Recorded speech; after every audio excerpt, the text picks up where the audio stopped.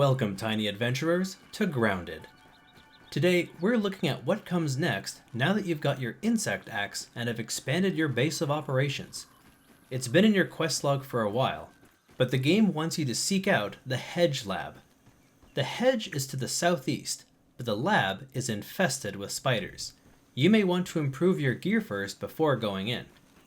In order to craft some good tier 2 armor and weapons, we're going to have to start hunting in new areas. First, you don't actually have to go deep into the hedges for it, but the first item on our list are from the bush berries. By hitting a berry, it will drop to the ground, allowing you to harvest it.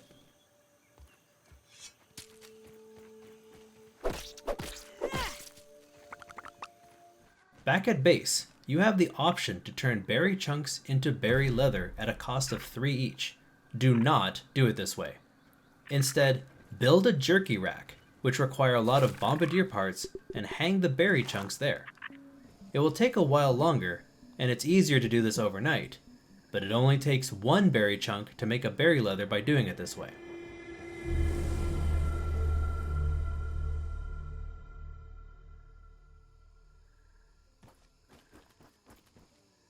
Now that we have a supply of berry leather, we can start crafting tier 2 armor.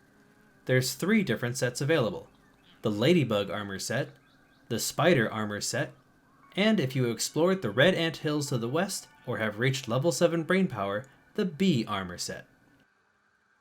For starters, you should already have almost everything you need for the ladybug armor set. The only other thing you need for the chest plate and the shin guards are flower petals. Flower petals can be found near the ground by any of the flower patches. If you can't find any on the ground, you can try climbing the flower plants and harvesting them yourselves from the very top. In most cases, the ladybug armor should be enough for what's coming next.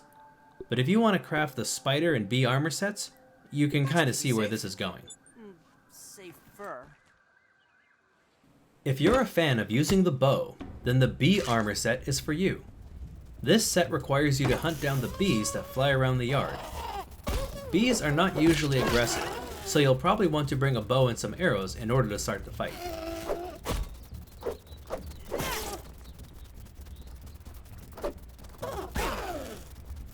With a shield, they're pretty simple.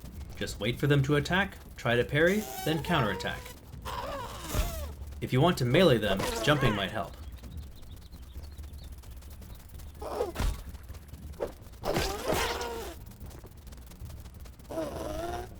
If they spend a lot of time flying away from you, shoot them with your arrows.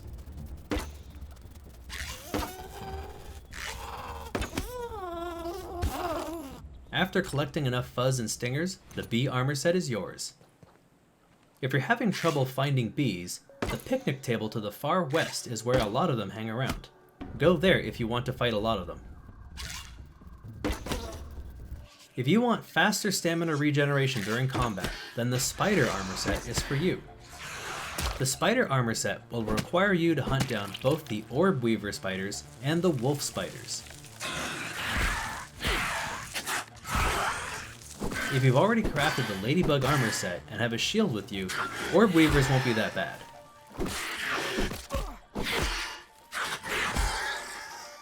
The tricky part with these spiders is to anticipate their 3-hit combos. The best strategy is to block all 3, then let them have it. Unfortunately, to complete the spider armor set, you're going to have to hunt one of the strongest enemies to get spider fangs. These come from the wolf spider. These have more hit points, attack much faster, and worst of all, will poison you if they hit you. The poison is the deadliest aspect of this creature. Even a single hit could be a death sentence, meaning you have to try to kill this massive creature without getting hit at all. To learn the mechanics of this fight, I recommend saving before the encounter so you can retry it a few times. Even placing a spawn point nearby so you can respawn and retry the fight quickly is also good.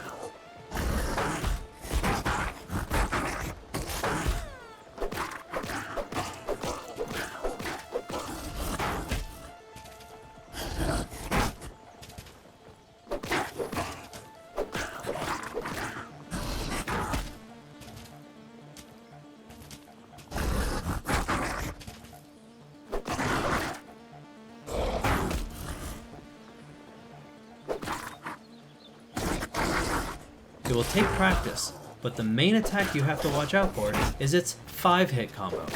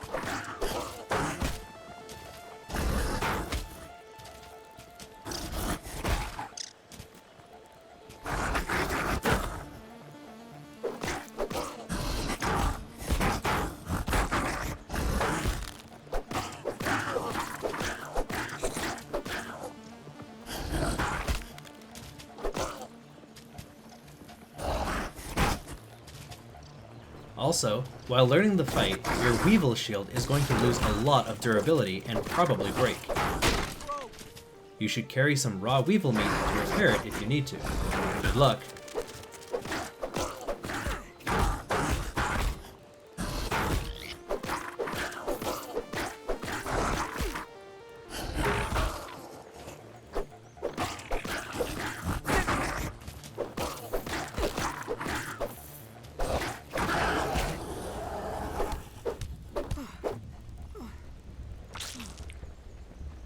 Just for good measure, here's a second fight with another wolf spider. Watch carefully and learn my technique. You may also notice I'm using a one-handed sword called the Mosquito Needle. I'll go into details about that later.